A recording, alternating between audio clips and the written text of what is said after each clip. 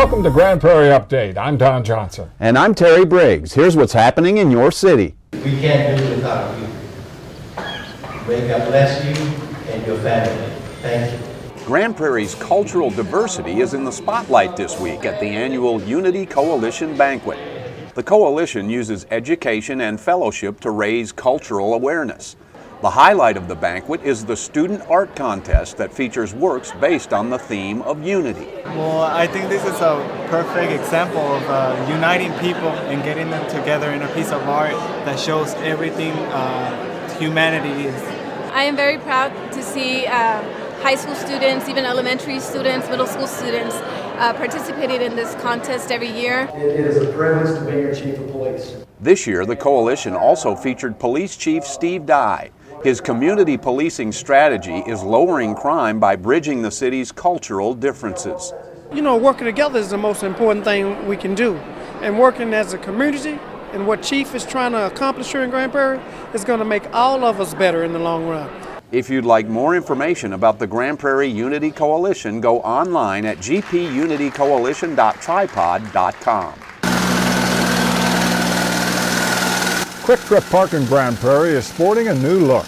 The old natural grass is gone and a new synthetic turf is now in place at the city's minor league baseball stadium. The switch not only removes the sod, it replaces all the dirt except on the pitcher's mound and at home plate. Players will notice a difference on ground balls. The infield will be a little bit quicker. As with any artificial turf, there'll be a little bigger bounces on fly balls and things like that hit in the gap or whatever. There'll be a more consistent bounce, however, in the infield too, so you won't get some of the bad hops that you get with the dirt. City officials say the new $1.1 million turf could help attract a wider variety of events because it's easier to maintain and recovers quicker from rain or bad weather. The new surface should make its debut later this month, and the city's professional baseball team, the Air Hogs, will break in the new field in May. So we'll go ahead and file your return. It's tax season again, and at the Grand Prairie Memorial Library, there's a free service to help the elderly and low income. Once again, AARP is providing professional preparers to help file returns for seniors and folks who can't afford a tax service. The low-income people get the child tax credits, so that's a little confusing and a little bit tricky, but our software handles all that. And the elderly may come in because maybe the husband died and he took care of all the finances before, and then the poor widowed spouse comes in without a clue, and so we help those ladies. The AARP Tax Service is being offered Monday and Wednesday from 11 a.m. to 3 p.m. through April 15th. If you plan to use the service, make sure you bring last year's tax return, your 1099 forms, and W-2 statements. For more information, go to the library's website or call 972-237-5700. A very unusual energy conservation project is taking shape in Grand Prairie. The city is building a zero-energy home on a vacant lot near downtown. The 1,600-square-foot house includes 3 bedrooms and 2 bathrooms. Officials say the plans feature the latest green innovations that will create a house that uses zero energy.